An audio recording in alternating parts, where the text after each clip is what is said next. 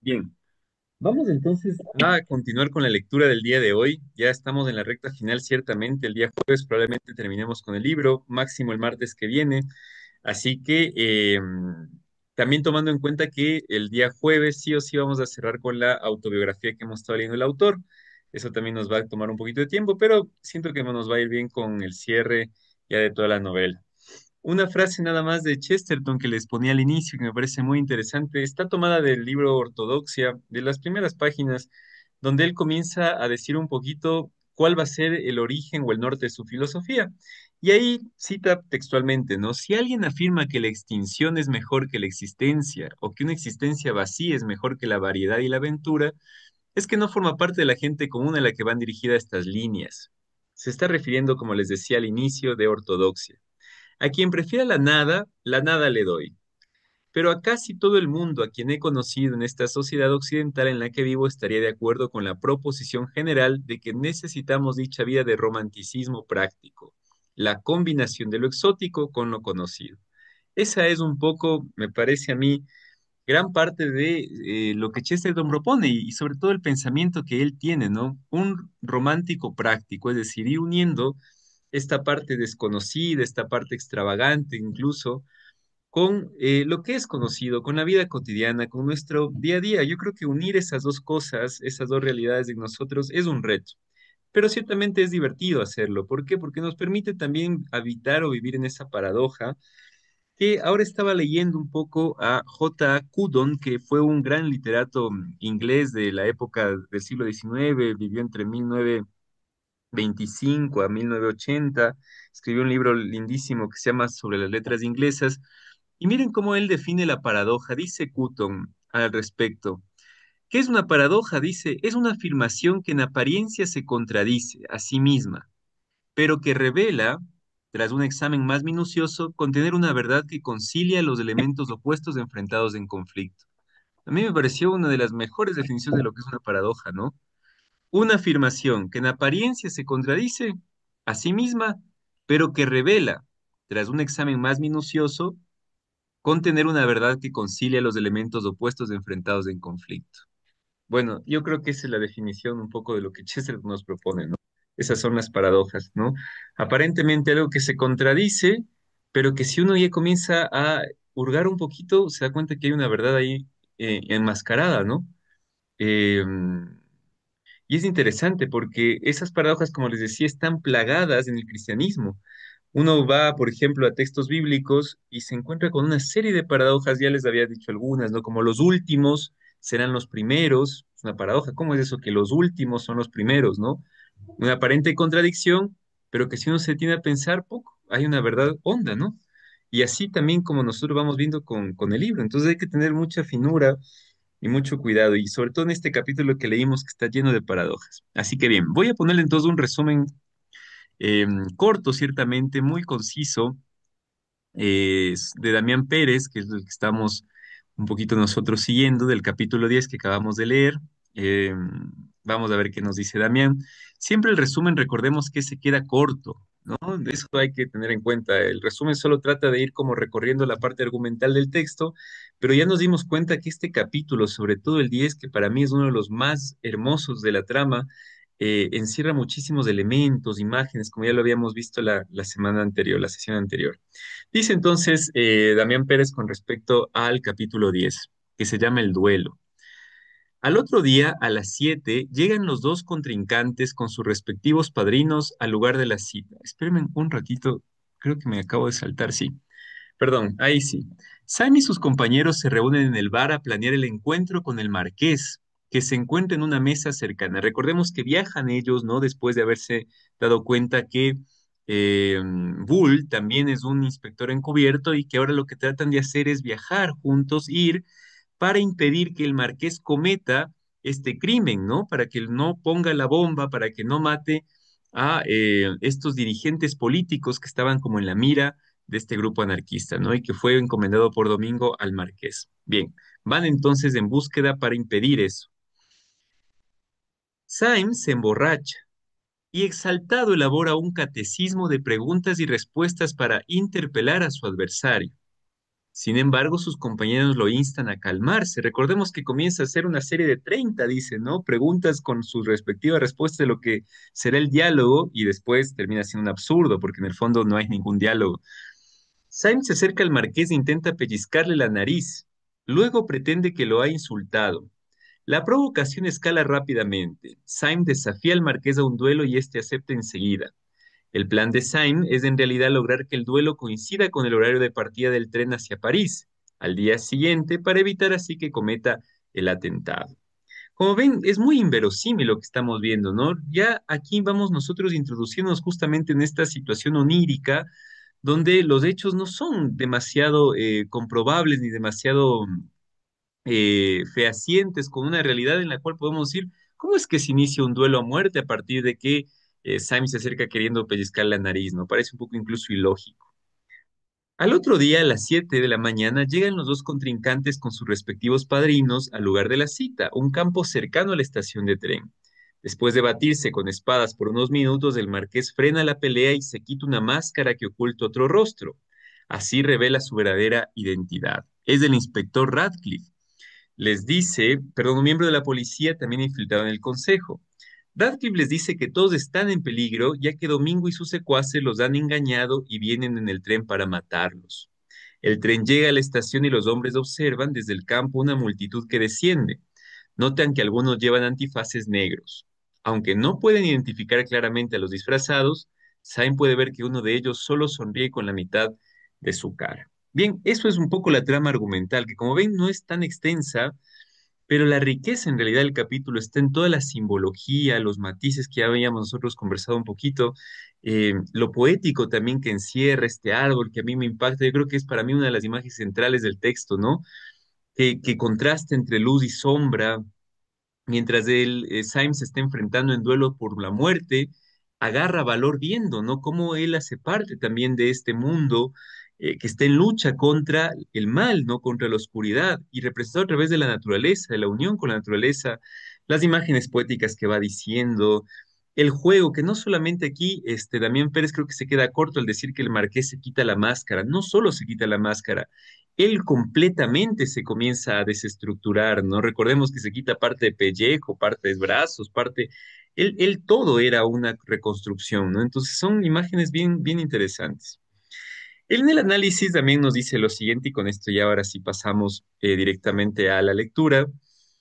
Análisis del capítulo 10. Yo, por cierto, el día jueves, terminar la biografía, voy a traerles un análisis de este capítulo, solamente de este, voy a volver un poquito después, de un autor que ahora les compartiré más adelante, donde va viendo justamente esos matices tan sutiles y esta riqueza inédita que hay en la escritura de Chesterton, porque a diferencia de otros relatos policiales donde se va como descubriendo poco a poco al enemigo, ¿no?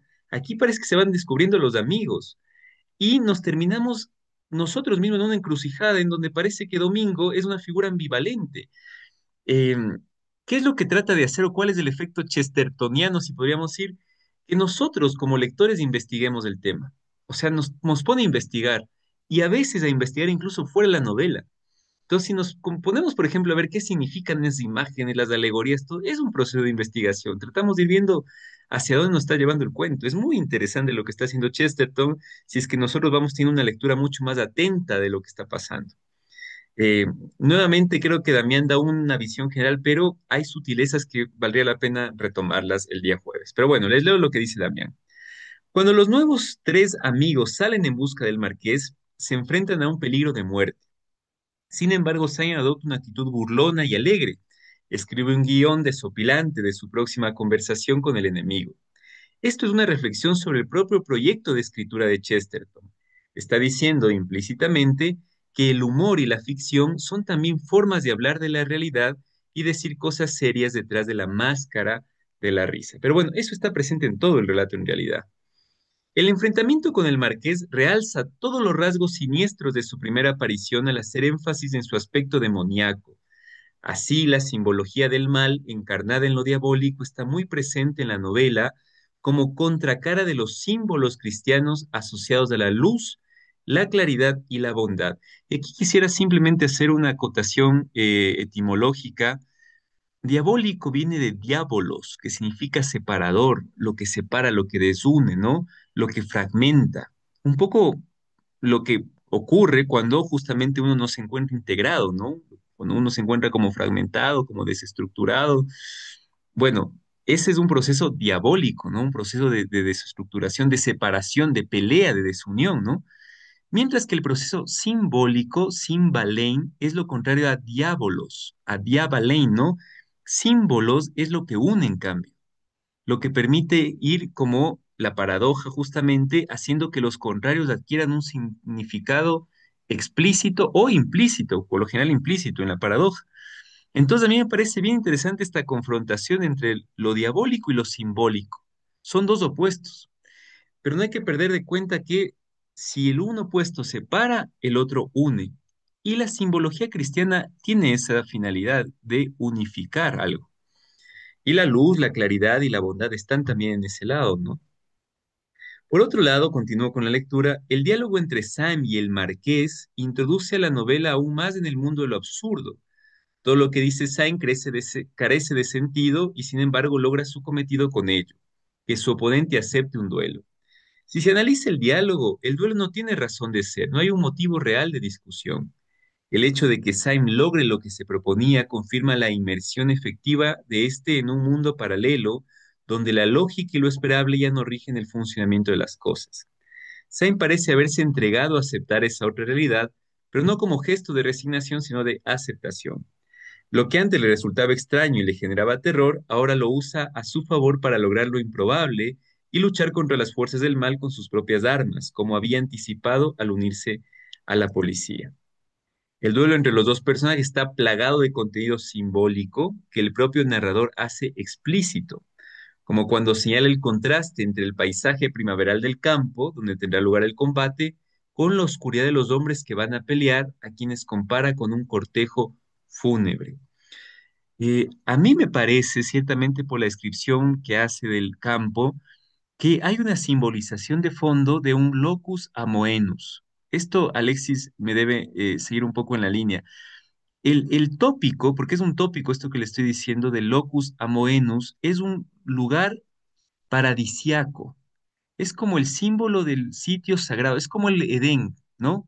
El Edén, por ejemplo, es un tópico bíblico de locus amoenus, un lugar completamente plagado de naturaleza, no corrompido, incorruptible, y donde puede llegar el pecado.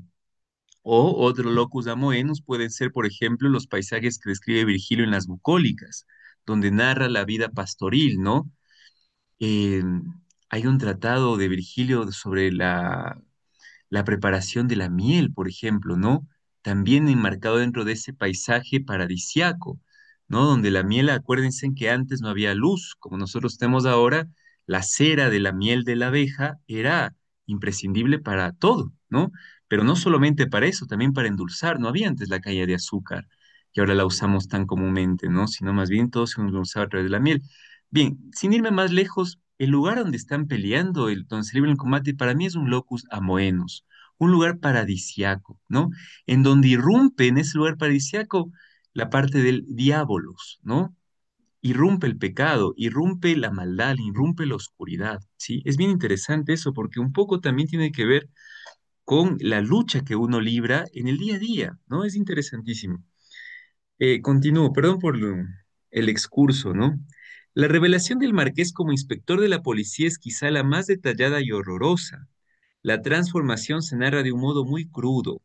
La cara del marqués comienza a desintegrarse y caerse en pedazos con un efecto terrorífico. La aparición del inspector Radcliffe después de ese momento abandona el tono sobrenatural. Ven, ay, claro, es que hay un sentido ahí trascendente, ¿no? Como en la persecución del fantasmal profesor o la visita al diabólico doctor, y retoma la trama de la aventura policial. Además, esta tercera revelación deja en claro a los lectores que están frente a algo más que una novela de detectives y espías. El hecho de que haya más espías que espiados subraya el elemento absurdo y chistoso en cierto sentido, ¿no? Bien, vamos entonces, bien, esto es nada más lo que nos dice Damián, como ven, queda corto, ¿sí? Nosotros podemos hacer un análisis mucho más rico, no solamente con lo que les voy a leer el jueves, sino con lo que ya hemos leído en salas. Así que bueno, vamos a continuar entonces con los capítulos. No sé quién se quiere apuntar a la lectura. Bueno, tengo a Jorge, a Alexis. No sé si alguien más quisiera ayudarnos a leer. Hoy vamos a tener una lectura más extensa. No sé quién más quisiera apuntarse. Mariana, perfecto. Yo también. Irva, muy bien. Creo que ahí estamos. Vamos entonces a iniciar con el capítulo. A ver, yo tenía por aquí. Bien. Vamos entonces a un capítulo más corto, el capítulo 11. Ay, no les pasé el vocabulario, ¿cierto? Ahorita me estoy acordando. Bueno, les pasaré terminada la reunión. Bien, capítulo 11 entonces. Los malhechores dando caza a la policía. Qué interesante, ¿no? Eh, Pongamos atención, vamos, lo que les invito es a que podamos, si tenemos el libro en físico, vamos subrayando las frases que nos van llamando la atención, las cosas que nos parecen interesantes. Si es que no lo tenemos en físico y lo vamos a seguir aquí con la pantalla, vayan escribiendo algo que les vaya como emocionando la lectura o algo que les parezca interesante. Metámonos en esta lectura porque créanme que a partir, bueno, esto es un poco una mirada personal, ¿no? Pero creo que a partir del capítulo 10, el 11, el 12 y lo que se viene, tiene toda la riqueza de un nuevo género literario que no hemos leído aquí en el Junco, por lo menos hasta el momento, ¿sí? Nos va a dar muchísimo material, no solamente para esta lectura, sino para las lecturas futuras que hagamos en el Junco. Nos va a permitir mucha riqueza. Entonces, saquémosle provecho a esta lectura. Así que vamos entonces a ir iniciando. Alexis, te voy a pedir que comencemos entonces contigo con la lectura del Ok, capítulo 11. Adelante, entonces, por favor. ahora, ya. Syme apartó de sus ojos los gemelos con una emoción de alivio. No, dijo enjugándose la frente, no viene el presidente con ellos.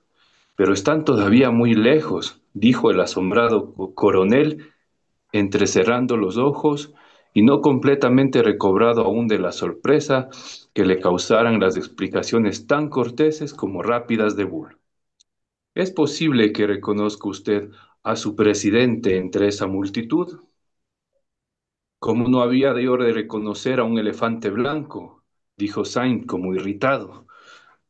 Dice usted muy bien, está muy lejos, pero si él viniera con ellos, créame usted, se estremeciera la tierra. Tras una pausa, el llamado Radcliffe dijo con decisión, no, el presidente no está con ellos. Yo hubiera deseado lo contrario. Quiere decir que a estas horas está entrando en triunfo en París o se sienta sobre las ruinas de la Catedral de San Pablo.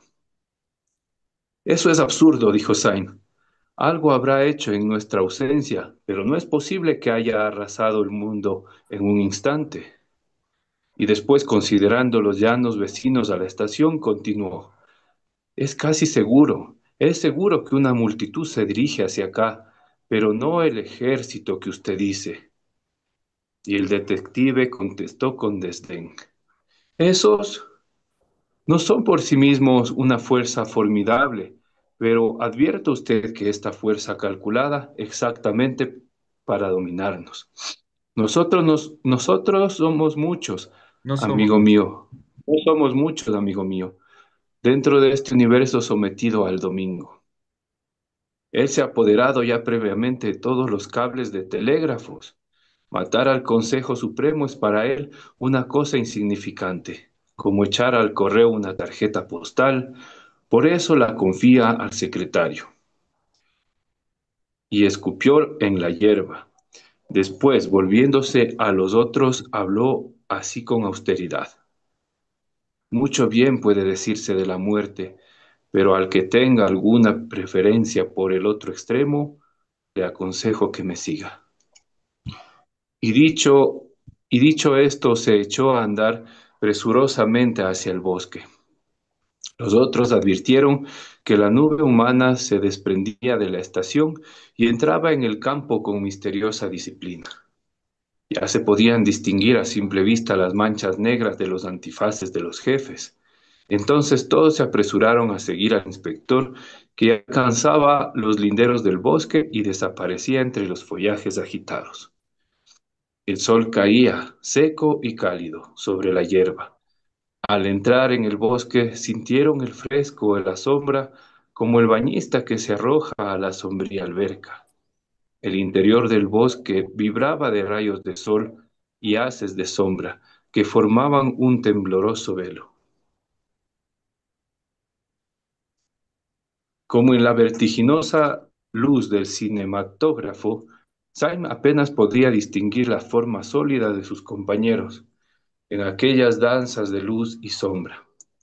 Ya se iluminaba una cabeza, dejando en la oscuridad el resto del cuerpo con una súbita claridad rembrandesca. Ya se veían unas manos blancas junto a una cabeza negra. El ex marqués se había echado sobre las cejas el sombrero de paja y la sombra negra de la falda cortaba en dos su rostro de tal modo que parecía llevar un antifaz como sus perseguidores. Syme se puso a divagar.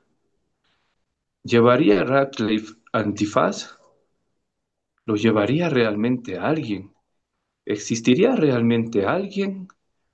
Aquel bosque de encantamiento donde los rostros se ponían alternativamente blancos y negros, ya entrando en la luz, ya desvaneciéndose en la nada, aquel caos de claro oscuro, después de la franca luminosidad de los campos, era a la mente de Syme un símbolo perfecto del mundo en que se encontraba metido desde hacía 3 días. Aquel mundo en que los hombres se quitaban las barbas, las gafas, las narices y se metamorfoseaban en otros. Aquella, aquella trágica confianza en sí mismo de que se sintió poseído cuando se figuró que el marqués era el mismo diablo, había desaparecido del todo, ahora que el marqués se le había convertido en un aliado. En tal desazón, casi se preguntaba qué es un amigo y qué es un enemigo. Las cosas, aparte de su apariencia, ¿tendrían alguna realidad? El marqués se arrancaba las narices y se transformaba en detective. ¿No podría igualmente quitarse la cabeza y quedar hecho un espectro? Después de todo, ¿no era todo a la imagen y semejanza de aquel bosque brujo, de aquel incansable bailoteo de luz y sombra? Todo podía ser un resplandor fugaz, un destello siempre imprevisto y pronto olvidado, porque en el interior de aquel bosque salpicado de sol, Gabriel Syme encontraba lo que muchos pintores modernos han encontrado, lo que hoy llaman impresionismo, que solo es un nuevo nombre del antiguo escepticismo, incapaz de encontrarle fondo al universo. Como como el que entre los horrores de la pesadilla se esfuerza por despertarse y gritar, Syme hacía lo imposible por librarse de esta última y abominable de todas sus alucinaciones. En 2 trancos alcanzó al hombre que llevaba el sombrero de paja del marqués, el hombre a quien ahora había de llamar por el nombre de Radcliffe, y con exagerados gritos rompió así aquel horrendo e inacabable silencio. ¿A dónde vamos, si se puede saber? Y tan sincero había sido su sobresalto que se sintió lleno de alegría al oír la voz humana, común y sonriente de su compañero. Hay que ir al mar por Lancy. Espero que Lancy no estará por ellos. ¿Qué quiere usted decir? Preguntó Simon. No es posible que dominen la tierra hasta ese punto. Hay muchos obreros que no son anarquistas, y cuando todos lo fueran, las multitudes desorganizadas no pueden hacer frente a los modernos ejércitos de la policía. Multitudes desorganizadas, repitió el nuevo aliado. ¿Habla usted de... Habla usted de multitudes y de la clase obrera como si de eso se tratara. Participa usted, por lo visto, de esa estúpida teoría que pone en las clases pobres el origen del anarquismo. ¿Por qué ha de ser así? Los pobres han sido rebeldes, pero nunca anarquistas. Están más que nadie interesados en mantener un gobierno honrado. El pobre tiene profundas raíces en su tierra. El rico no. Puede un buen día tomar el yate y marcharse hacia la Nueva Guinea. El pobre ha protestado a veces contra el mal gobierno, pero el rico ha protestado contra todo gobierno. Los aristócratas fueron siempre anarquistas. Vea usted el caso de las guerras feudales. Sí, no está mal como conferencia la historia patria para los niños, dijo Sainz, pero aún no veo la aplicación. La aplicación es, dijo el otro, que la mayoría de los auxiliares del domingo son millonarios sudafricanos y americanos. Por eso se ha apoderado de todas las comunicaciones. Por eso los últimos cuatro campeones de la policía antianarquista andan huyendo como conejos por el bosque. Entiendo lo de los millonarios, que siempre han sido unos locos, dijo Sain, reflexivo. Pero una cosa es apoderarse de unos cuantos viejos maniáticos y depravados, y otra es apoderarse de las grandes naciones cristianas. Yo apuesto mis narices, perdone usted la alusión, a que Domingo no tiene poder alguno para convertir a cualquier persona cuerda y normal. Todo depende de la persona. Esa, por ejemplo, contestó Sainz, señalando frente a sí. Habían llegado a un espacio claro, lleno de sol. Aquello era para Sainz la vuelta al buen sentido.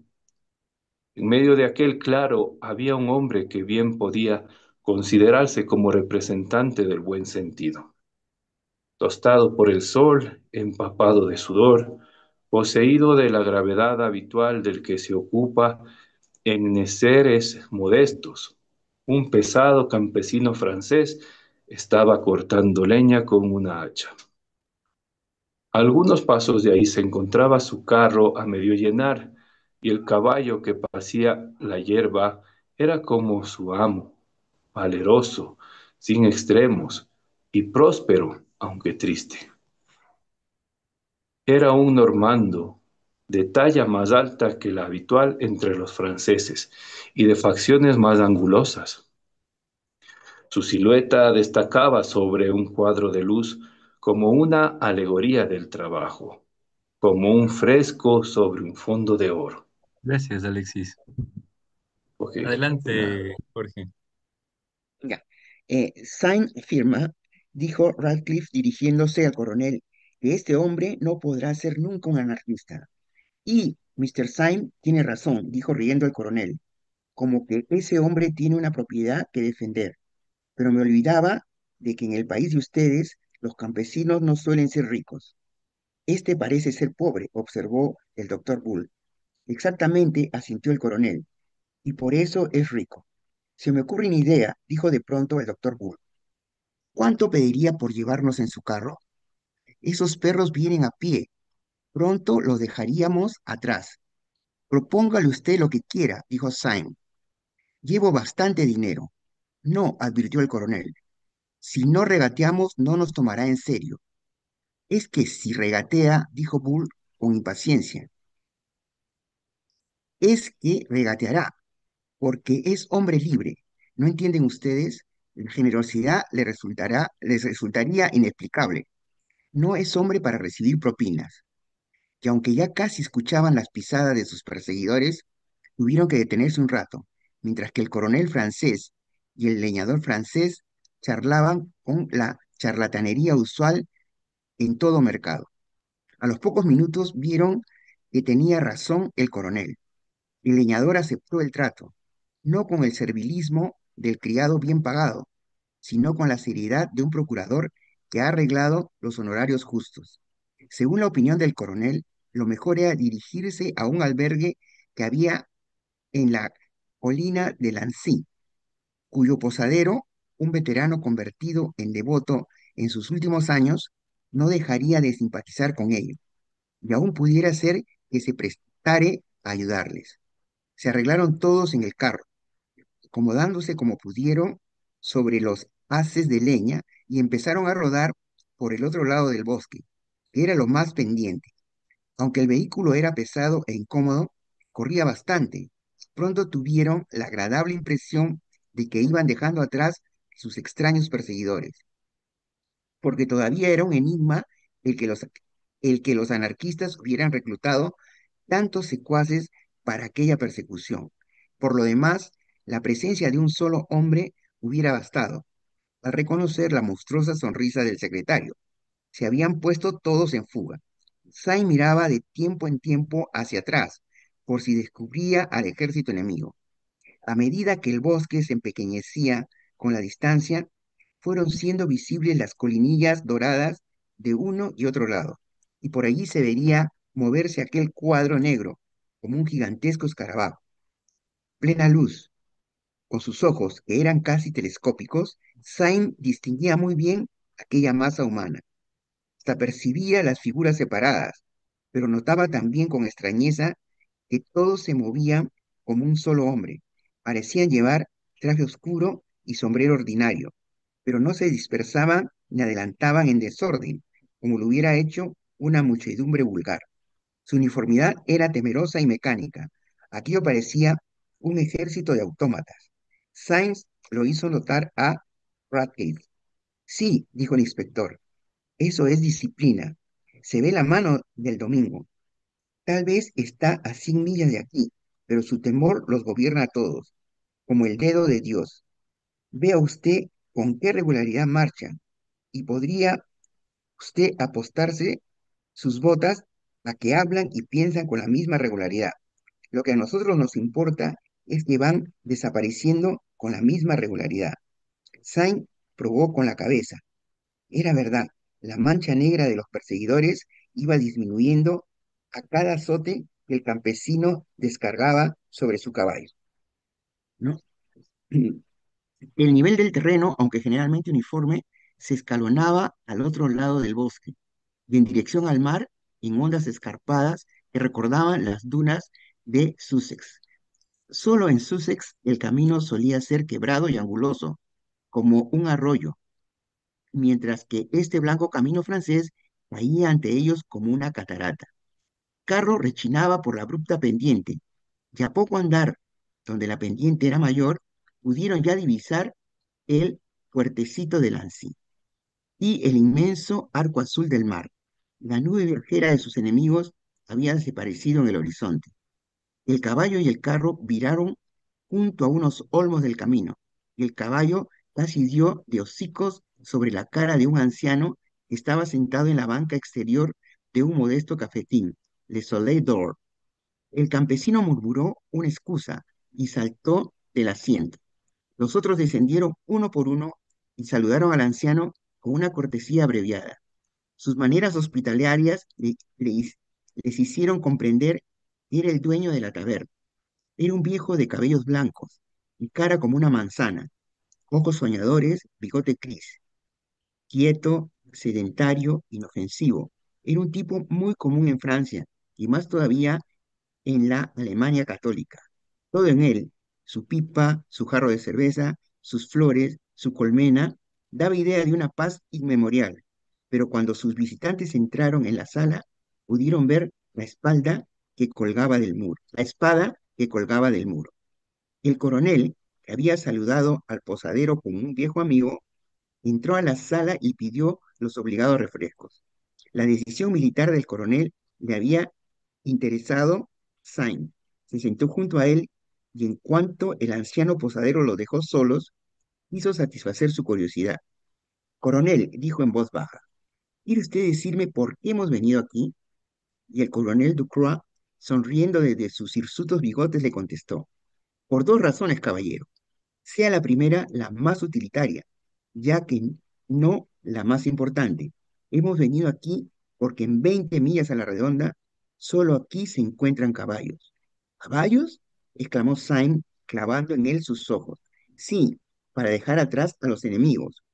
Como no lleven ustedes en los bolsillos bicicletas o automóviles, hacen falta caballos. ¿Y dónde debemos dirigirnos? Preguntó Syme. Al puesto de policía que está al otro lado de la ciudad, y a toda prisa. Este es mi amigo, a quien he apadrinado en tan penosas circunstancias. Me parece que exagera mucho las posibilidades de un levantamiento general, pero supongo que no se atreverá a negar que entre los gendarmes se encontrarán ustedes seguros. Symes asintió gravemente. Después preguntó, ¿y la otra razón para venir aquí? La otra razón para venir aquí, dijo lacónicamente Ducroix, es que nunca está por demás encontrarse con uno o dos hombres honrados cuando se está en peligro de muerte. Syme, al alzar los ojos, vio en la pared un cuadro religioso, patético y crudamente pintado. Tiene usted razón, y añadió después. ¿Han ido ya a buscar los caballos? Sí, contestó Ducroix. Ya comprenderá usted que di órdenes en llegando. Aunque los enemigos no parecían apresurarse, realmente andaban muy deprisa, como un ejército disciplinado. No tenía yo idea de que los anarquistas fueran disciplinados. No deben ustedes perder un instante, ¿no? A esto se presentó el viejo posadero de los ojos azules y los cabellos blancos, anunciando que afuera esperaban 6 caballos ensillados. Por consejo de Ducroix, los otros 5 se abastecieron de vino y provisiones de boca, y armándose con las espadas del duelo, únicas armas de que disponía, galoparon por el camino blanco y escarpado. Los 2 criados que habían traído el equipaje del antiguo marqués se quedaron bebiendo en el café, con gran deleite suyo, por consentimiento común de los amos. El sol de la tarde comenzaba a descender a occidente. A su fulgor, Syme vio disminuir poco a poco la esbelta figura del posadero que los contemplaba en silencio. En la plata de sus cabellos brillaba el sol. Syme recordaba las palabras del coronel. Pensaba supersticiosamente que quizás aquel era el último hombre honrado con quien se había encontrado en este mundo. Aún contemplaba aquella figura evanescente que ya parecía una mancha gris coronada por un toque de plata sobre el verde muro de la ladera, cuando sobre la colina y detrás del posadero vio aparecer un ejército de hombres vestidos de negro. Parecían suspendidos sobre la cabeza de aquel hombre honrado y sobre su casa como una nube negra de langosta. Tiempo habían ensillado los caballos. Muchas gracias, querido Jorge. Ok. Eh, Empezamos el capítulo 12, La Tierra en Anarquía. Empezamos contigo, Mariana. Adelante, por favor. Gracias. La tierra en anarquía, poniendo al galope los caballos, sin reparar en la pendiente, pronto los jinetes recobraron la ventaja perdida. Pronto las primeras casas de Lancy los ocultaron de sus perseguidores. La cabalgata había sido larga. Al llegar al pueblo, el occidente empezaba a encenderse con los colores del crepúsculo. El coronel sugirió la idea de que antes de dirigirse a la estación de policía, procuraran una alianza que podría serles de mucha utilidad. De los 5 ricos que hay en el pueblo, dijo, 4 son unos tramposos vulgares. La proporción es idéntica en todo el mundo. El quinto, amigo mío, es un excelente sujeto. Y lo que ahora nos importa más, tiene un automóvil.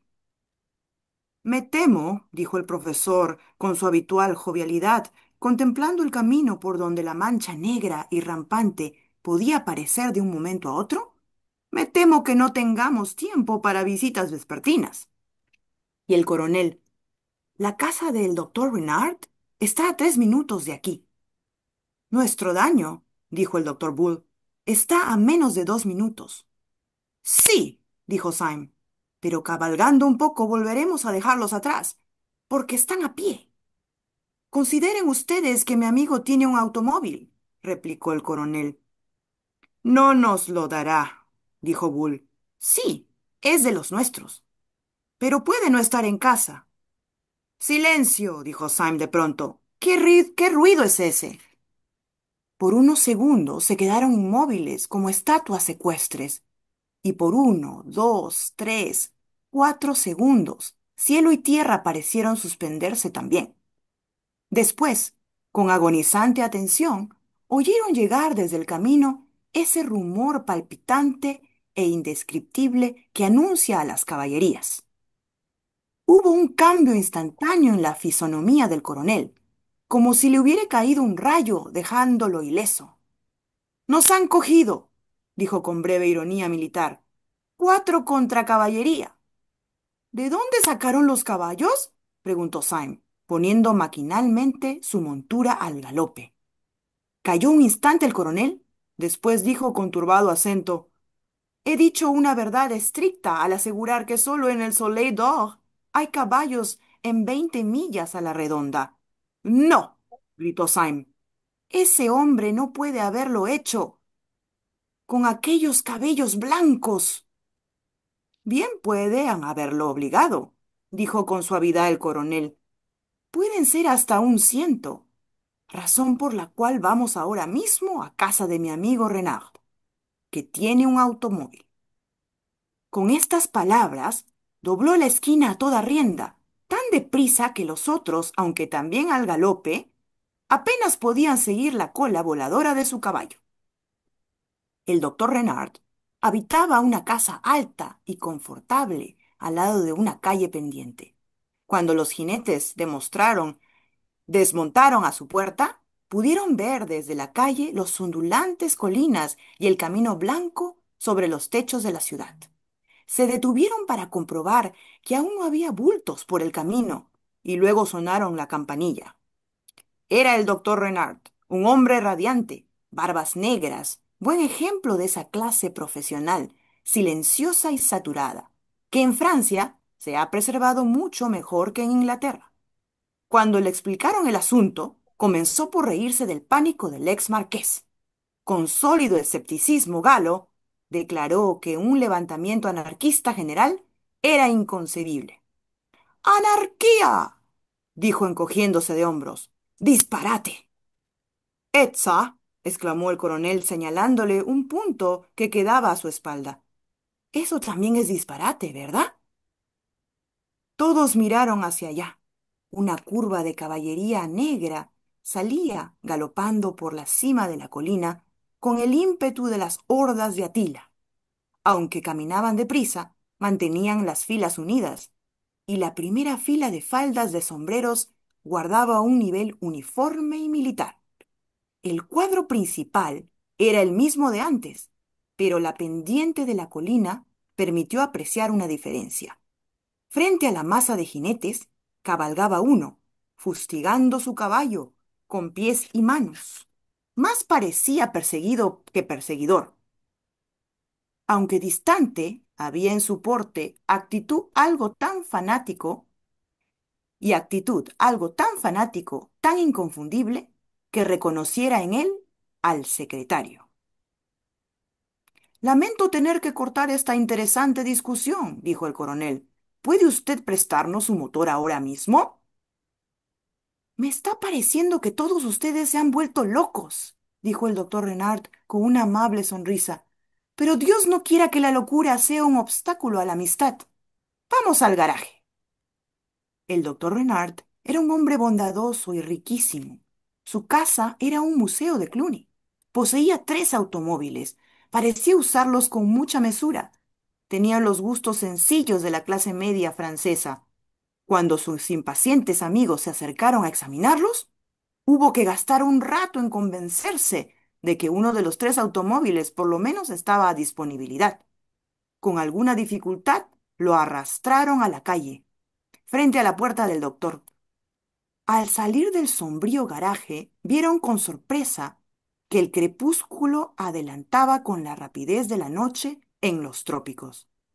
¿O habían permanecido en aquel sitio más tiempo del que se figuraron? ¿O habían caído sobre el pueblo algún nubarrón inesperado, como un dosel? A lo largo de la calle les pareció que empezaba al alzarse la niebla marina. Ahora o nunca, dijo el doctor Bull. Oigo caballos. No, corrigió el profesor, se oye un caballo. Escucharon, evidentemente, aquel ruido no era el de una cabalgata, sino del jinete que se había adelantado a los otros, era el frenético secretario. La familia de Syme, como la mayor parte de los que acaban en la vida sencilla, había tenido automóvil en otro tiempo, y Syme sabía guiar con mucha destreza. Saltó al asiento del chofer y empezó congestionado y forcejeaste a estrujar y remover la abandonada máquina. Concentró toda su energía sobre una palanca y luego declaró tranquilamente, me parece que no que no anda. Apenas hubo dicho esto, cuando apareció por la esquina un hombre rígido sobre su volador corcel, como es rígida y veloz una flecha. Una sonrisa pareció dislocar su barba. Se acercó al coche estacionario, donde los otros estaban amontonados, y puso su mano sobre la testera. Era el secretario. La solemnidad del triunfo casi puso recta su boca. Syme continuaba forcejeando sobre el volante. No se oía más ruido que el de los demás perseguidores que ya entraban cabalgando por la ciudad. De pronto, con un chirrido de hierros enmohecidos, el auto saltó. El secretario fue arrancado de la montura como cuchillo que sale de la vaina y arrastrado por el movimiento del auto por espacio de 20 pasos, entre terribles sacudidas, quedó al fin tendido en mitad de la carretera, lejos del espantado caballo. Cuando con espléndida curva el auto dobló la esquina, se vio salir por el otro extremo la fuerza anarquista, que en un instante llenó la calle y acudió en socorro de su jefe. No me explico cómo ha oscurecido tanto, dijo al fin el profesor en voz baja. Probablemente va a caer un chubasco, contestó el doctor Bull. Es lástima que no traigamos linterna en el auto para alumbrar el camino. Sí traemos una, dijo el coronel, y sacó de bajo los asientos una linterna pesada, anticuada, de hierro forjado. Era una verdadera antigüedad. Se veía que había servido para algún objeto religioso. En una de sus caras tenía una tosca cruz. ¿De dónde ha sacado usted eso? Preguntó el profesor. ¿De dónde he sacado el auto? Contestó el coronel sonriendo. De la casa de mi mejor amigo. Mientras que nuestro amigo Syme estaba luchando con el volante, corrí a la puerta de la casa, donde, como usted recordará, Renard nos veía partir. ¿No habrá tiempo de conseguir una linterna? Le pregunté. Él, siempre amable, alzó los ojos hacia el hermoso arco del vestíbulo. Allí, suspendida de una rica cadena de hierro, estaba esta linterna, que es uno de los muchos tesoros de la casa de Renard. Me la dio y yo la metí en el auto. ¿Tenía yo razón al asegurar a ustedes que valía la pena acercarse al doctor Renard? Tenía usted razón, dijo Syme, y colgó la linterna en la testera. El moderno automóvil, guiado por la luz de la linterna eclesiástica, era a la vez que un contraste, toda una alegoría. A esto pasaban por la parte más quieta de la ciudad. Apenas encontrarían uno o dos transeúntes que no podrían darles idea cabal del aire favorable u hostil de la población. Pero ya las ventanas empezaban a iluminarse, lo cual daba una impresión de tierra habitada y humanitaria. El doctor Bull, volviéndose al inspector, que había sido el guía durante la fuga, se permitió una de sus sonrisas tan amables y naturales. Estas luces alegran. El inspector Radcliffe frunció el ceño. Solo una luz puede alegrarme, dijo, y es la del puesto de policía que creo distinguir al otro extremo de la ciudad. Dios quiera que lleguemos allá antes de 10 minutos. El buen sentido, el optimismo de Bull, se sublevaron. Todo eso es una locura, exclamó. Si usted se figura que todas esas casas están llenas de anarquistas, está usted más loco que un anarquista. Si hiciéramos frente a esos sujetos, toda la población combatiría al lado nuestro. No, dijo el otro con desconcertante sencillez. Toda la ciudad combatiría al lado de ellos. Lo va usted a ver. Mientras esto hablaban, el profesor inclinado escuchaba con gran inquietud. ¿Qué ruido es ese? Preguntó. Supongo que es la caballería, dijo el coronel. Creí que ya la habíamos dejado muy atrás.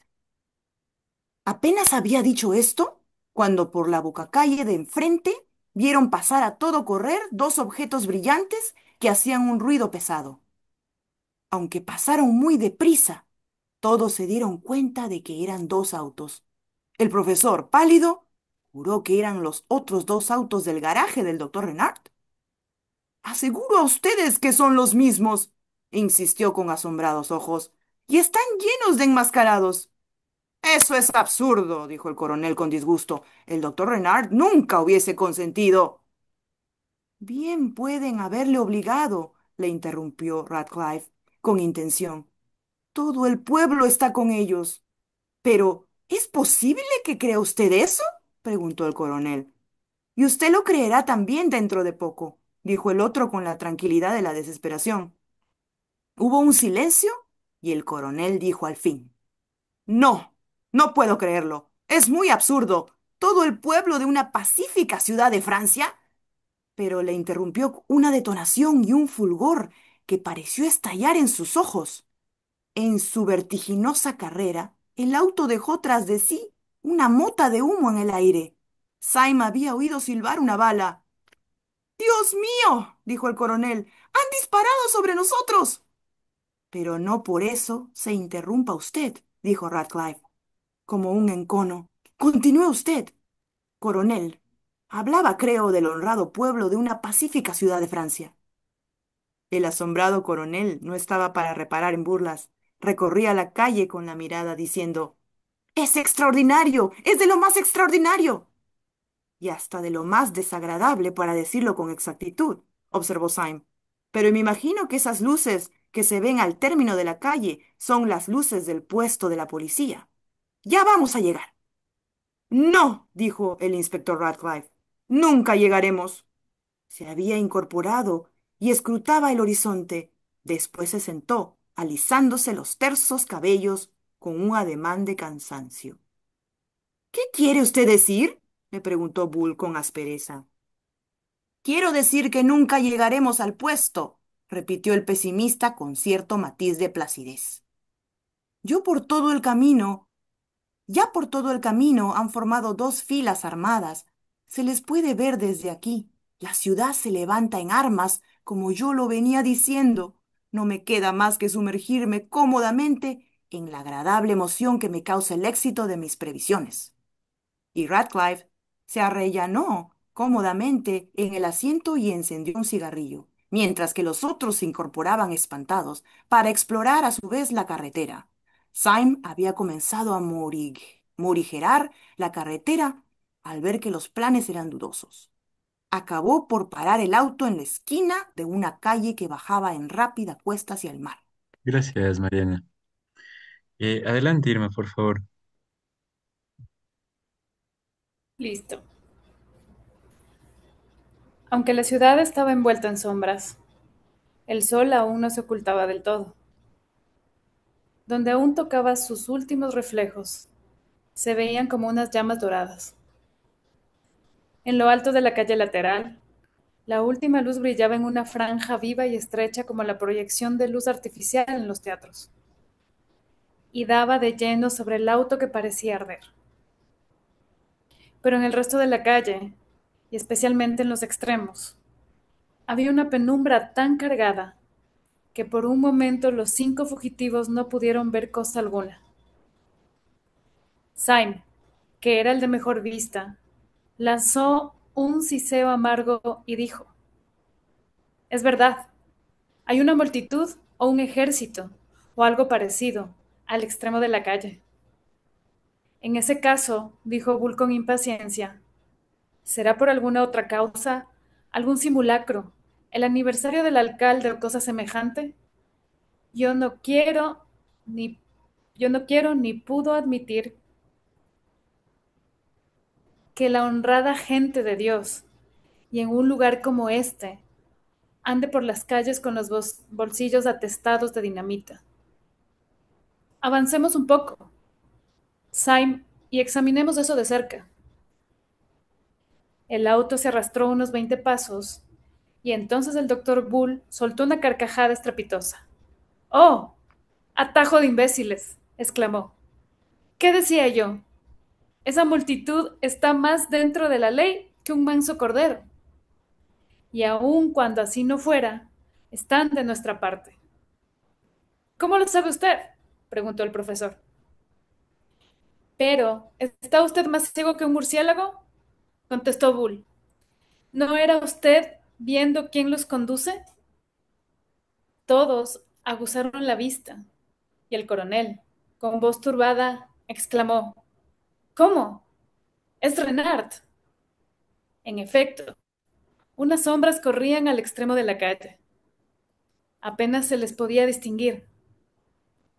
Lejos, lo bastante ya para entrar en la zona de luz, se veía al inconfundible doctor Renard, yendo de aquí para allá. Llevaba un sombrero blanco que contrastaba con sus barbas negras, y en la mano izquierda un revólver. ¡Qué loco he sido!, exclamó el coronel. Claro, el excelente amigo ha corrido en nuestro auxilio.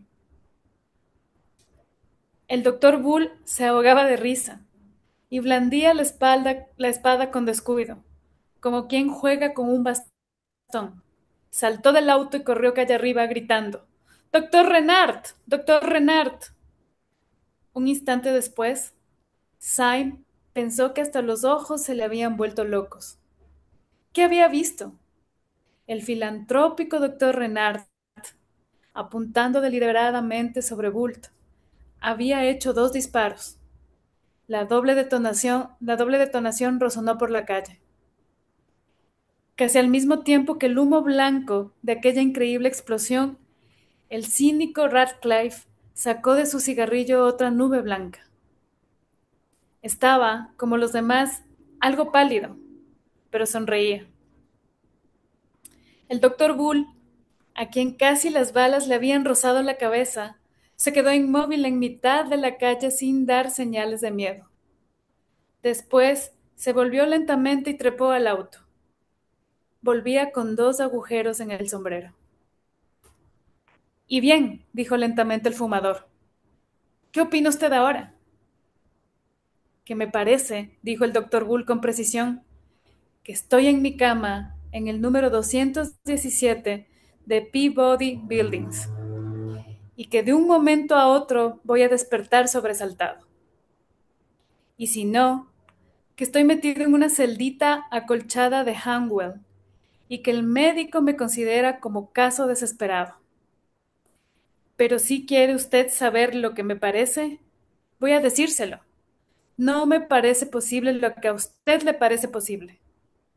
Yo no puedo admitir, ni admitiré nunca, que la masa humana sea un conglomerado de abominables pensadores modernos. No, señor mío, yo soy demócrata. No puedo admitir que el domingo sea capaz de convertir a sus doctrinas a un pobre peón o bracero. No, yo podré estar loco, pero la humanidad no está loca. Syme volvió a Saúl sus hojas azules con una vivacidad de emoción que era rara en él. Es usted un hombre excelente, le dijo. ¿Es usted capaz de creer en la cordura de los demás como cosa distinta de la propia cordura? ¿Juzga usted bien a la humanidad cuando se refiere a los campesinos, a la gente humilde como aquel hermoso anciano de la posada? Pero no tiene usted razón en el caso de Renard. Yo desconfié de él desde el primer instante. Es un nacionalista y lo que es peor es un rico. Solo los ricos se atreverían a destruir el deber y la religión. Y aquí, la verdad, podemos darles por destruidos, dijo el impertinente fumador, y se puso de pie con las manos en los bolsillos. He aquí que los demonios se acercan. Todos miraron ansiosamente en dirección a la soñadora mirada de Radcliffe. El regimiento comenzaba a avanzar desde el extremo de la calle. A su cabeza marchaba el decidido el doctor Renard, la barba agitada por el viento. El coronel saltó del auto con una exclamación. «Caballeros», dijo, «esto es increíble. Parece una broma. Si conocieran a Renard como yo lo conozco, Esto es como ver a la reina Victoria convertida en dinamitera. Si ustedes tuvieran en la cabeza la menor idea del carácter de ese hombre. El doctor Bull, dijo Syme, sardónico, la tiene por lo menos en el sombrero. Les digo a ustedes que es imposible, exclamaba el coronel pateando de rabia. Renard tendrá que explicarse. Tendrá que explicarme lo que pasa. Y avanzó rápidamente hacia el enemigo. No se moleste usted, murmuró el del cigarrillo. Si ya va a venir él a explicárnoslo. Pero ya el impaciente coronel no pudo oírle, y siguió avanzando. Y he aquí que el doctor Renard, ardoroso, apunta otra vez con la pistola. Pero advirtiendo que se trata del coronel, vacila, y en tanto el coronel se le acerca, haciendo ademanes frenéticos de protesta. Es inútil, dijo Syme. Nada obtendrá de ese viejo caníbal.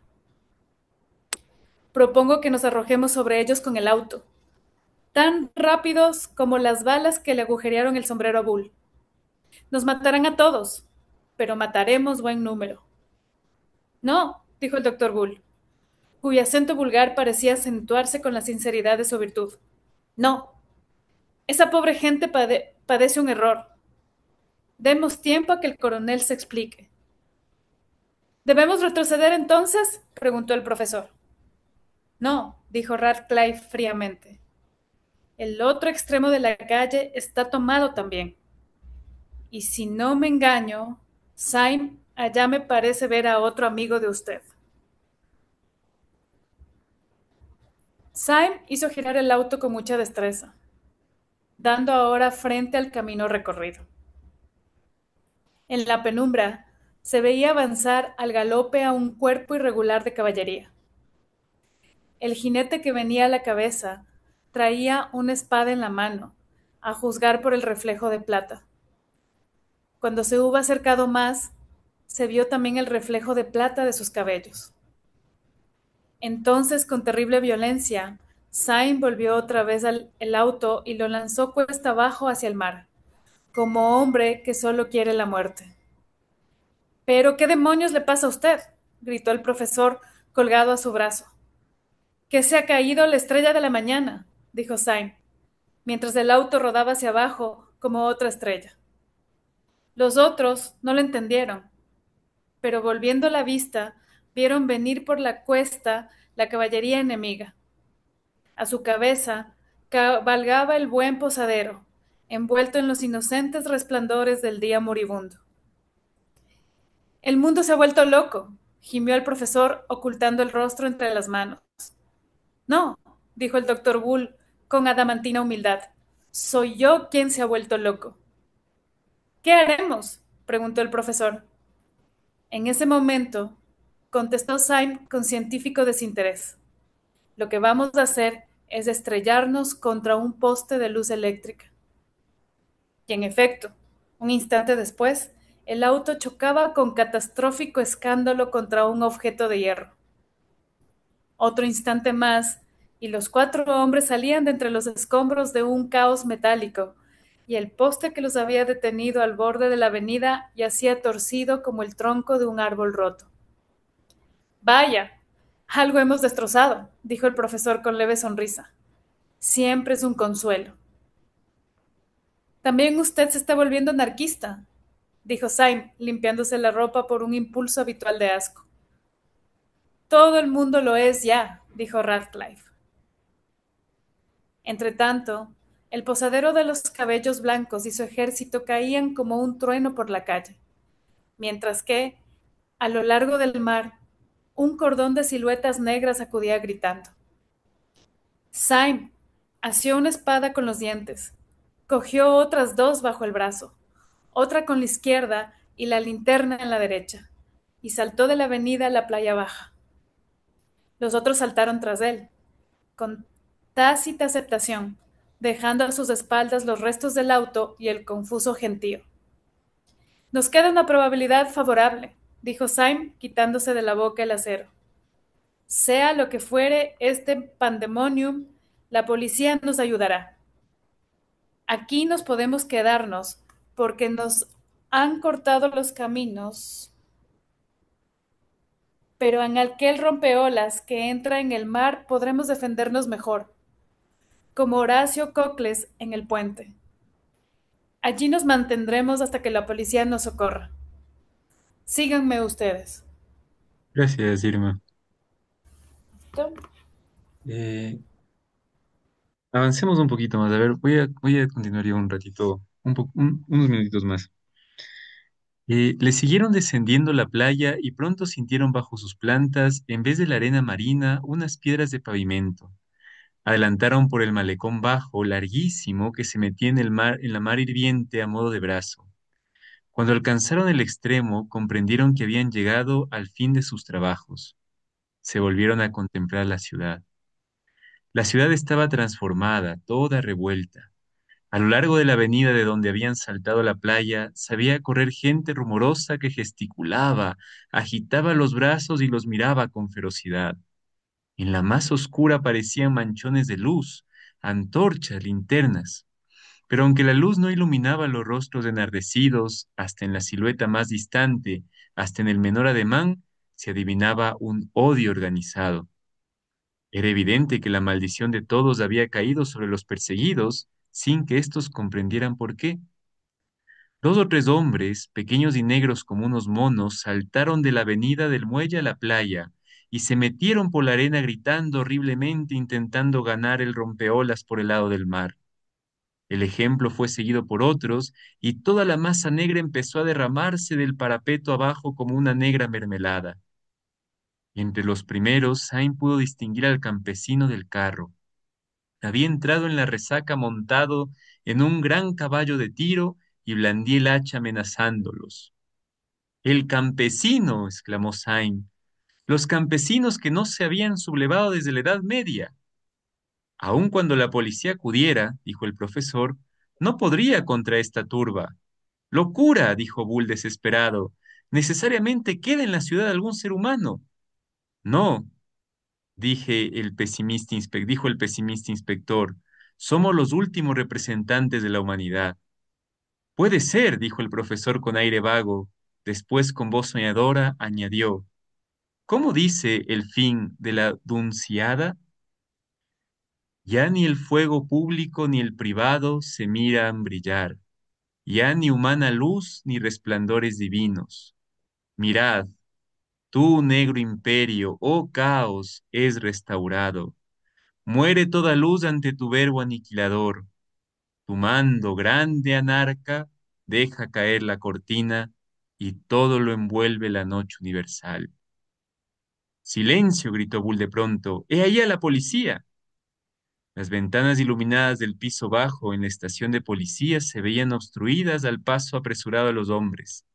En medio de la oscuridad se oyó el repiqueteo y rumor de la caballería disciplinada. Están cargando sobre la multitud, dijo Bull casi en éxtasis.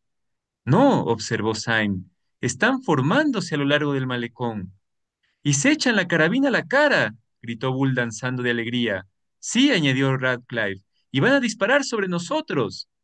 Apenas dicho esto, se oyó una prolongada descarga y las balas cayeron como granizo sobre las piedras del dique. Los gendarmes están con ellos, gritó el profesor golpeándose la frente. Soy yo el que está en la celda acolchada, no me cabe duda, dijo Bull con convicción. Hubo un largo silencio. Radcliffe, considerando el turgente mar gris y púrpura, dijo, ¿y qué importa averiguar quién es el cuerdo y quién el loco? Pronto estaremos muertos todos. De modo que ha perdido usted toda esperanza. Mr. Radcliffe permaneció mudo como una estatua. Al fin dijo tranquilamente, no, por muy extraño que parezca, no he perdido toda esperanza. Me queda una vaga, imposible esperanza que no puede abandonarme. Parece que todas las fuerzas del planeta se han conjurado contra nosotros, y me pregunto, ¿cómo es posible que aún me quede esa vaga luz de esperanza? ¿Y en qué o en quiénes funda usted su esperanza? Preguntó Syme con curiosidad. En un hombre a quien nunca he visto, contestó el otro contemplando el promiso mar. ¿Y hacia quién se refiere usted? Dijo Syme con voz grave. Al hombre del cuarto oscuro. pero a estas horas es posible que haya perecido en manos del domingo. Tal vez, dijo el otro. En todo caso, es al único que le habrá costado trabajo matar. Ya oigo lo que hablan ustedes, intervino el profesor vuelto de espaldas. Yo también tengo confianza en ese hombre a quien nunca he visto. De pronto, Syme, que parecía sumido en reflexiones, dijo, volviéndose como el que despierta de un sueño: ¿Dónde está el coronel? Creía yo que estaba con nosotros. El coronel, es verdad, dijo Bull. ¿Dónde está el coronel? Fue a hablar con Renard, dijo el profesor. No podemos abandonarlo entre esos brutos, dijo Syme. Muramos como caballeros. Sí, no compadezcamos al coronel, añadió Radcliffe con mordacidad. Está muy a gusto estas horas. Está. No, no, no, no, gritó Syme frenético. El coronel no. De ese no puedo creerlo. Entonces dará usted crédito a sus propios ojos, dijo el otro señalándole un punto de la plaza. Muchos se habían metido al agua y los amenazaban con los puños, pero la resaca estaba fuerte y no podían llegar al dique. Sin embargo, dos o tres avanzaban con precauciones por los escalones de piedra. La luz de la linterna dio por casualidad sobre la cara de los dos que venían al frente. Uno de ellos llevaba antifaz negro y torcía la boca en gesto nervioso, de modo que la mota de la barba iba de aquí para allá con inquietud viviente. En el otro reconocieron la cara encendida y el bigote blanco del coronel Ducrox. Ambos conferenciaban acaloradamente. Sí, también él se nos fue, dijo el profesor dejándose caer sentado sobre una piedra. Todos nos traicionan. Yo también me traiciono. Ya no gobierno la máquina de mi cuerpo. Temo que mi propia mano me dé un cachete. Cuando la mía se mueva, dijo Syme, será para pegarle a otro. Y se adelantó hacia el coronel con el sable en una mano y la linterna en la otra. Como para destruir la última esperanza o sospecha, el coronel, al verlo venir, le apuntó con el revólver y disparó. El tiro no hizo blanco en Syme, pero sí en la espada, rompiéndola cerca del puño. Syme se lanzó blandiendo la linterna sobre su cabeza. ¡Oh, Judas y Herodes! Gritó, y derribó al coronel sobre las piedras del dique. Volvióse después al secretario, cuya horrible boca estaba ahora echando espuma, y levantó la linterna con tal ademán que el otro se quedó inmóvil y escuchó. ¿Ves esta linterna? Gritó Sain con voz terrible. ¿Ves esta cruz grabada? ¿Ves la luz interior? No la grabasteis, no la encendisteis vosotros, sino hombres mejores que vosotros, hombres capaces de creer y de obedecer. Son los que torcieron las entrañas de hierro y preservaron la leyenda del fuego. Las calles por donde pasáis, los trajes con que os vestís, todo fue hecho como esta linterna, por un acto de negación contra vuestra filosofía de suciedades y ratones. Destruiréis a la humanidad, destruiréis el mundo. Conteneos, contentaos con eso, pero esta antigua linterna cristiana no la destruiréis. Irá a dar a un sitio en que vuestro imperio de monos será incapaz de rescatarla. Y descargó la linterna sobre el secretario, de modo que la hizo bambolear. Después, dándole dos vueltas sobre su cabeza, la arrojó al mar. La linterna lanzó su último destello como un cohete y desapareció. No sé si continuamos leyendo, ¿les parece? Terminamos, nos quedamos un ratito más o lo dejamos ahí, ¿no? Díganme ustedes, porque Sí, de una vez, no creo que falta mucho, ¿no? ya Sí. estamos de acuerdo. Listo, terminémoslo entonces. Espadas, aulló Syme volviendo el inflamado rostro a sus compañeros. Carguemos sobre estos perros. Ha llegado la hora de morir. Sus tres compañeros acudieron a él, espada en mano. La espada de Syme estaba rota, pero derribando a un pescador le arrebató una porra, y en un instante hubieran quedado muertos al arrojarse sobre la enfurecida turba cuando sobrevino algo inesperado. El secretario, al oír el discurso de Syme, se había quedado como aturdido, con las manos en la cabeza. Súbitamente se arrancó el antifaz. Su pálida cara, expuesta a la luz de los reverderos, más que rabia expresaba asombro. Levantó las manos con ansioso gesto autoritario. Aquí hay un error, Mr. Syme, dijo. Me parece que no se da usted cuenta de su situación. Yo le arresto a usted en nombre de la ley. ¿De la ley? Exclamó Syme dejando caer su clava. Naturalmente, dijo el secretario. Soy detective de Scotland Yard. Y sacó del bolsillo una tarjetita azul. Pues, ¿qué cree usted que somos nosotros? Preguntó el profesor levantando los brazos al cielo. ¿Ustedes? Dijo el secretario con tono glacial. Ustedes son, según me consta por los hechos, miembros del Supremo Consejo Anarquista. Yo, disfrazado como uno de ustedes, el doctor Bull arrojó al mar su espada. Nunca ha habido Consejo Supremo Anarquista, dijo. Todos éramos un atajo de imbéciles policías acechándonos mutuamente, y toda esta honrada gente que nos ha venido acribillando a tiros nos tenía por dinamiteros. Ya sabía yo que no podía equivocarme al juzgar a las multitudes humanas, añadió lanzando una mirada radiante sobre el gentío que se agolpaba a uno y otro lado de la playa. La gente vulgar nunca es loca, si lo sabré yo que soy uno de esos. Y ahora, a tierra, pago de beber a todo el mundo. Muy bien. Madre mía. Conversemos un poquito en torno a lo que hemos leído, una barbaridad de cuestiones. Qué emocionante, ¿no? Qué interesante. Toda la cantidad de simbología, de narrativa, los descubrimientos, la persecución, las imágenes, las palabras que se han ido acomodando.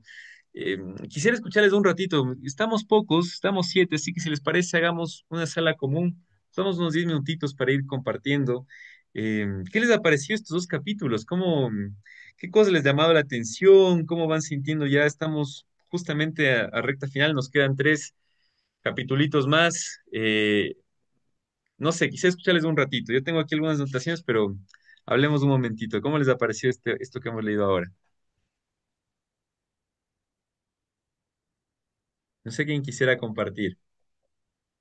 Bueno, algo breve, ¿no? Porque en realidad hay mucho, mucho que comentar, pero desde el punto de vista literario, la narrativa es la que ha primado aquí, ¿no? Desde el punto de vista literario, o sea que ha sido una descripción, ¿no? De la persecución, ¿no? Ha sido muy, muy, muy detallada, ¿no? Y, digamos, ya desde el punto de vista temático, creo que ya era lo que estábamos esperando, ¿no? Que el único que quedaba era el secretario ahí, porque si Domingo ya desaparecía, pues todo quedaba atrás, ¿no?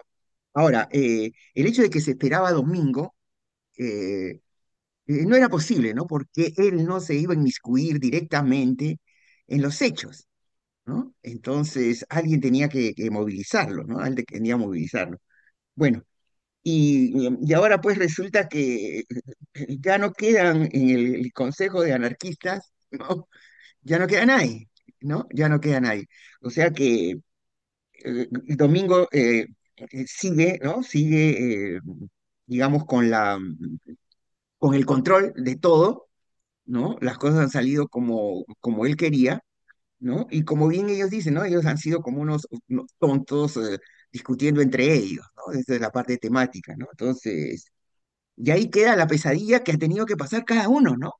Mm, Porque ha sido una pesadilla para cada uno, ¿no? Porque inicialmente no fue una pesadilla colectiva, como es lo que ha desembocado actualmente, ¿no? Entonces, hemos pasado de pesadillas individuales a pesadillas colectivas. Bueno, eso quería comentarles, nada más. gracias, querido Jorge. Sí, es bien interesante este trayecto, como tú dices, mucho más colectivo, de masa, ¿no? Una masa que, por cierto, la describen como una masa organizada, que obedece una orden, ¿no? Completamente uniforme, ¿no? Que avanza. Y negra, oscura, eso también es muy, muy como simbólico. Y como tú dices en la historia, esta persecución, vamos pasando también como por épocas, no sé si se fueron percatando, no hemos estado en carrozas, hemos ido en caballo, hemos terminado en auto, ¿no? Que hemos desembocado en un muelle. Es como un recorrido histórico que también se ha ido como generando en medio de esa persecución en donde parecía que el mundo entero estaba conformado por anarquistas, casi mueren inclusive, ¿no? Casi les terminan matando, y al final era como esa lucha encarnizada entre ellos, ¿no? Es curioso, es como plantea muchas interrogantes, y también plantea la interrogante de quién es Domingo, quién es este personaje oculto, ¿no? Que no logra, como tú dices, Jorge, no se inmiscuye en la historia, ¿no? Aparte de la reunión de esa, después no está, pero por otro lado está en todo lado también, ¿no? Porque si bien no está presente, parecería que ocupa todos los espacios, que ve todo, que planea todo, que mira, incluso en el capítulo 10 veíamos, ¿no? Que decían, no hablen muy duro porque nos, capaz y nos escucha los murmullos. Es como un personaje omnipresente, aparte, ¿no? Interesante. Gracias, Jorge. No sé si alguien más quisiera compartir.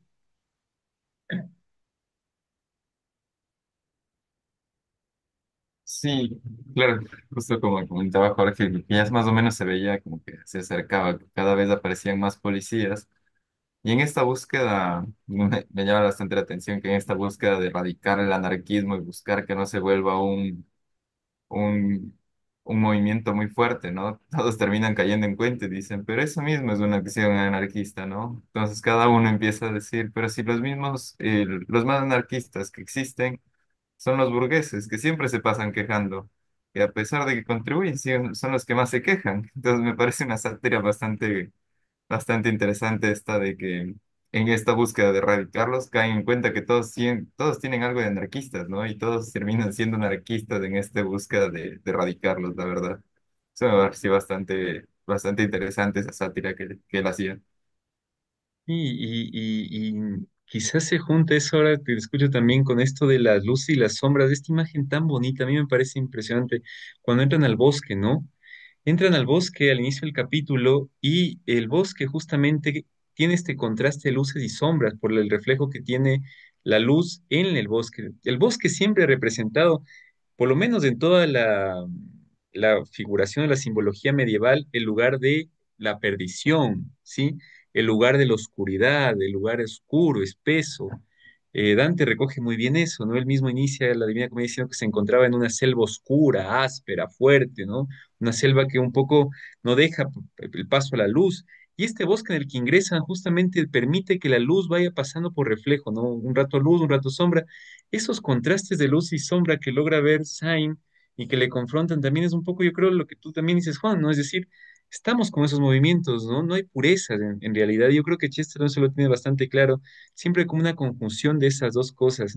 A mí me hizo acuerdo, siempre que hay este capítulo del bosque, que me parece muy poético también.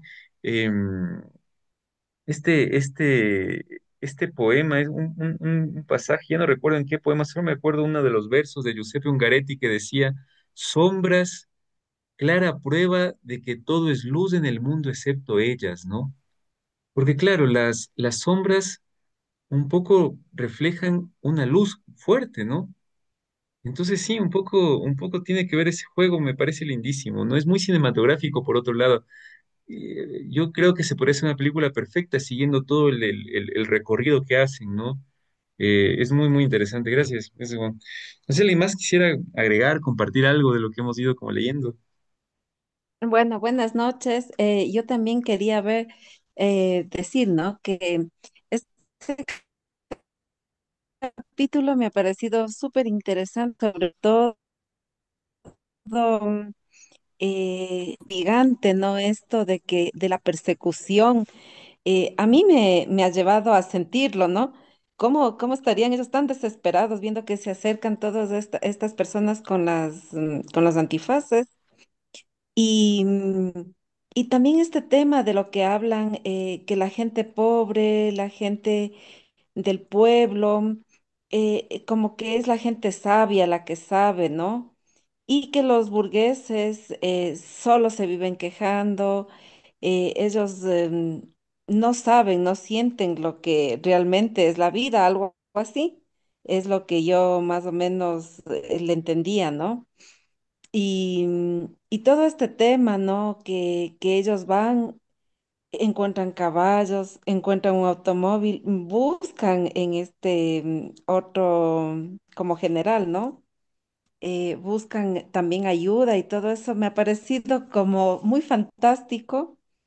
O sea, claro que se transporten en caballo, luego que se cambien a automóvil, luego los que les persiguen también en caballos, luego también en automóviles.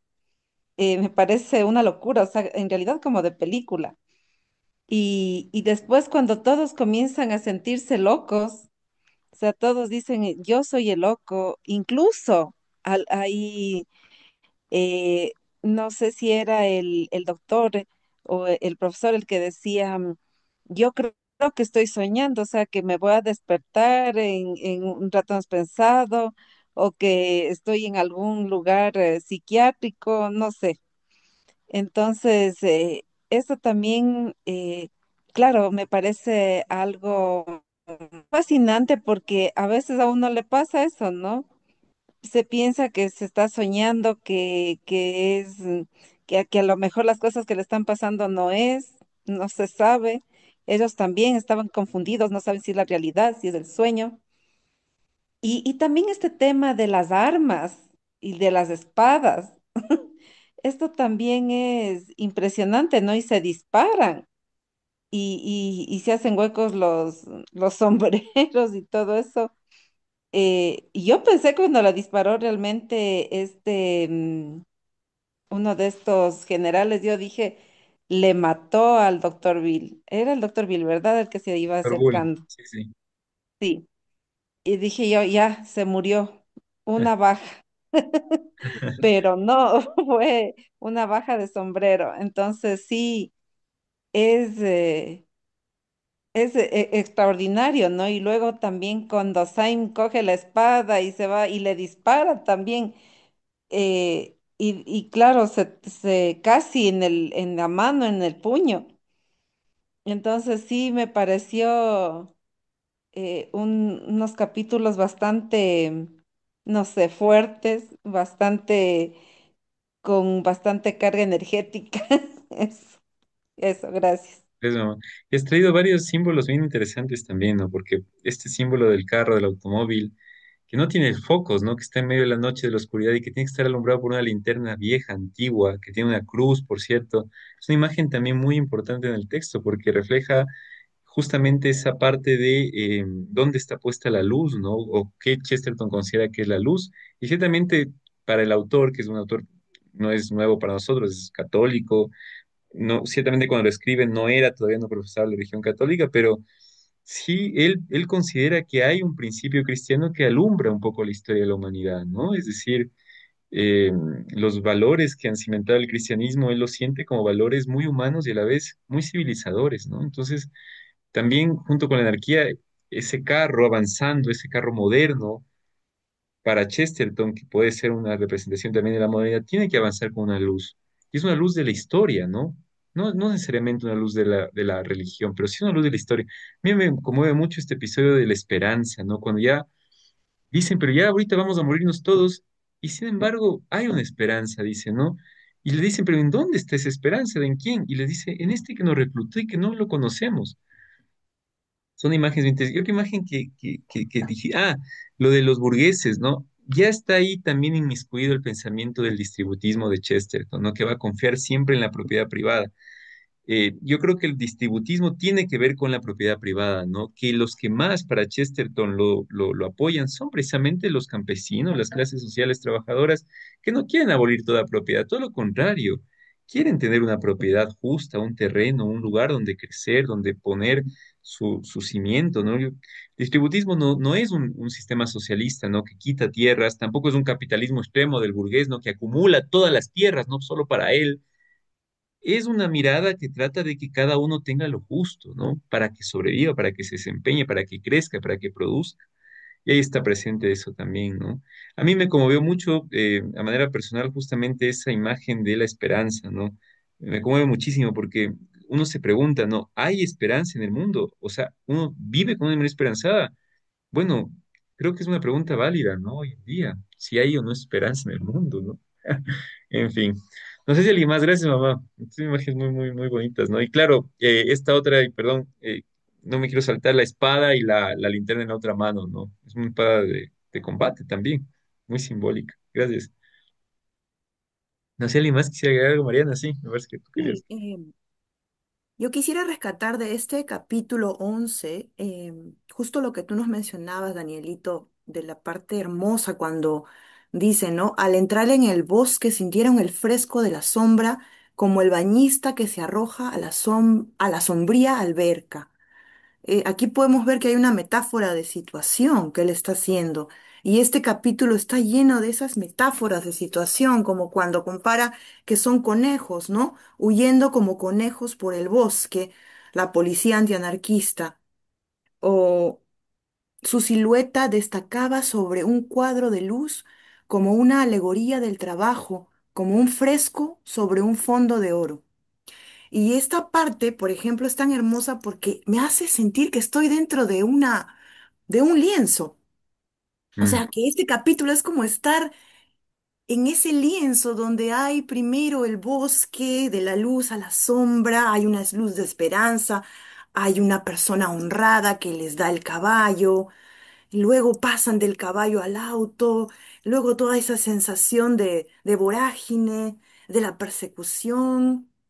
Y también hay muchas cuestiones filosóficas en este capítulo que me han asombrado mucho, aparentemente simples pero tan complejas como preguntarse, ¿las cosas aparte de su apariencia tendrían alguna realidad? ¿Qué es un amigo y qué es un enemigo? Es decir, ya Chesterton está haciéndose estas preguntas dentro de los personajes, porque me parece que él está en cada uno de estos personajes y es su manera de explorarse a sí mismo, cada personaje que nos está planteando en esta obra tan interesante.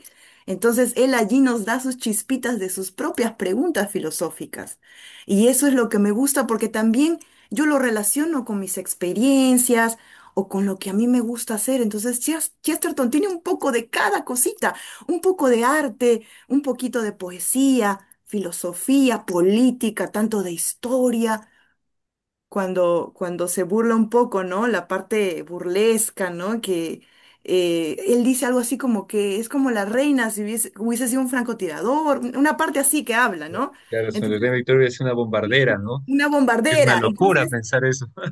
eso nos llama la atención, esa parte humorística, absurda, también nos llama la atención.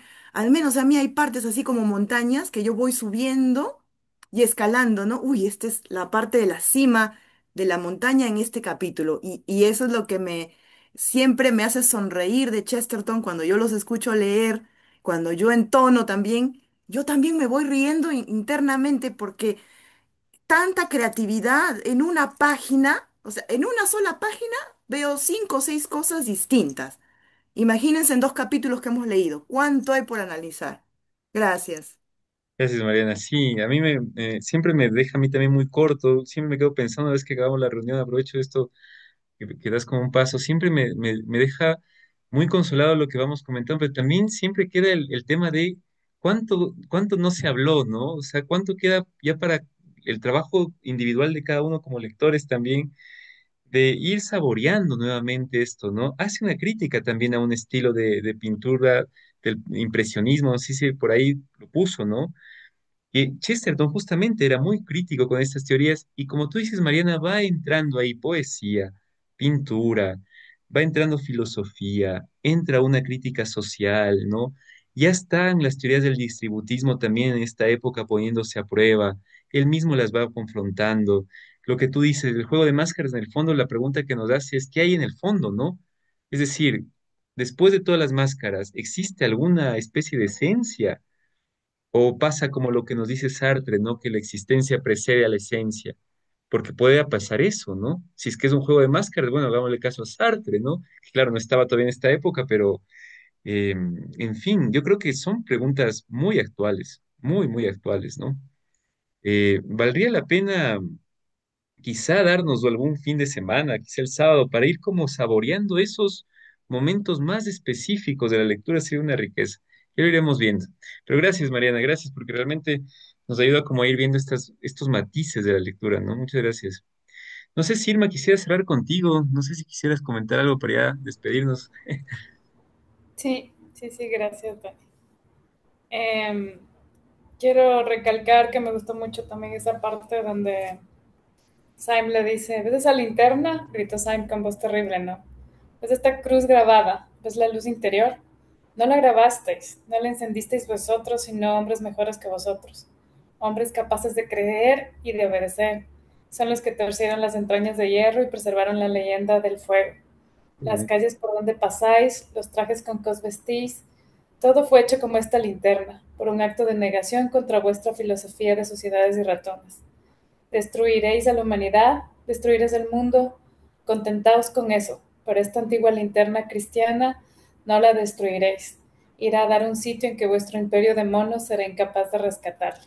Sí, qué Claro, hermoso. y ahí es el momento donde descarga la linterna, ¿no? Entonces le hace bambolear inclusive el secretario y ahí al final se dan cuenta de que son todos policías, ¿no? Y entonces, me parece interesante eso, ¿no? Que al final la linterna con toda esta inspiración y analogía le hace caer en cuenta también al secretario que todos son policías y que no deberían estar luchando, ¿no? Entonces igual toda esa simbología que se menciona, el hacer énfasis en cómo fue fabricada la linterna, en el tema religioso, es justo el moverte de lo que creías también, ¿no? Y esa es la parte que al final justo es, esa fue no sé si de alguna forma la herramienta que él usó para poder mover al otro, que era el secretario en ese sentido, y no usó la espada, de hecho la espada se rompe, ¿no?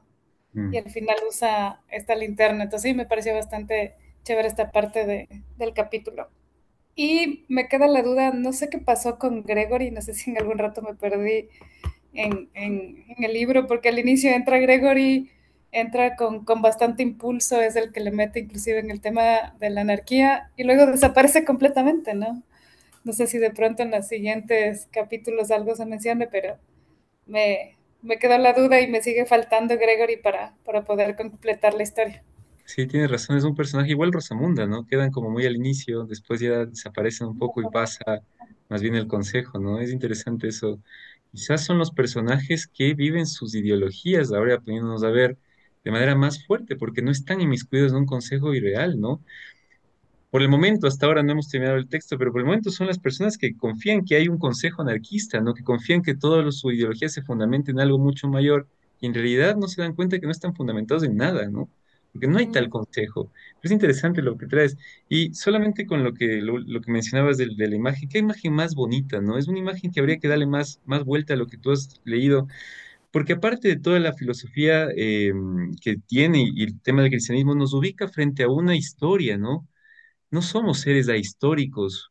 Quizá ahí está también el papel de la tradición, de la ortodoxia que habla Chesterton, que es que no es una tradición que nos ubica como una especie de conservadurismo del pasado, es una tradición que nos da raíces. Somos parte de una continuidad, no podemos destruir todo, no podemos aplicar la filosofía martillazo de Nietzsche, ¿no? Comencemos todo de nuevo, rompamos todo, que todo se vaya al diablo. ¿Por qué no? O sea, como dice ahí Chesterton, ¿no? Hay una continuidad. Ah, hay otros que preservaron el fuego para que nosotros podamos tenerlo. Es decir, nos ubica, como les decía en la historia, y nos permite también pensarnos como seres pasajeros y transitorios para construir un futuro, ¿no? Seguir haciendo parte de ese eslabón que es la historia de la humanidad. Caso contrario, vamos a pensar que somos seres que estamos aquí como un punto y que como está desaparece. Y no somos parte de un cosmos, ¿no? Yo creo que esa es una noción simbólica que se ha perdido en la modernidad, que es sentirnos parte de un cosmos, ¿no? Es decir, de algo mucho mayor, ¿no? De una especie de simbología, de una unidad mucho más grande. Ahora somos seres muy individuales, parece que cada uno hace una cosa aislada del otro. Ya ni la humanidad se siente como una humanidad junta, ¿no? La naturaleza, ¿dónde está? La conexión con la naturaleza, con las personas, con el universo, la conexión con los astros, con el cielo, ¿no? En fin, pero creo que esa frase da para mucho y muchas gracias, Irma, porque es una frase que me parece bellísima, como muchas otras que han salido en el texto, ¿no? Para darle más vueltas. Así que eso, gracias nuevamente, quedamos hasta aquí hoy. Gracias por el aguante, yo sé que nos vamos hasta más noche. Creo que vale la pena y qué mejor invertir un poquito de tiempo en Chesterton. Igual, si es que alguien, como siempre digo, tiene que retirarse antes, no duden en hacerlo con total confianza. Entiendo que es hasta las 10:15 siempre, pero bueno, nos vamos siempre un ratito más. Yo creo que el jueves pasará lo mismo. Eh, y el jueves ojalá terminemos el texto con el fin, el último capítulo, que es una maravilla realmente y yo creo que nos va a dar para mucho hablar porque va a ser un capítulo muy demandante, de mucha atención, pero si es que logramos sacar la riqueza de ese capítulo, va a ser increíble. Así que no se pierdan la lectura del jueves. Nos estamos encontrando y nada, cuídense mucho, nos estamos viendo. Un abrazo grande. Bueno, Cuídense muchas mucho. gracias a todos. Chao, chao, chao. descansa.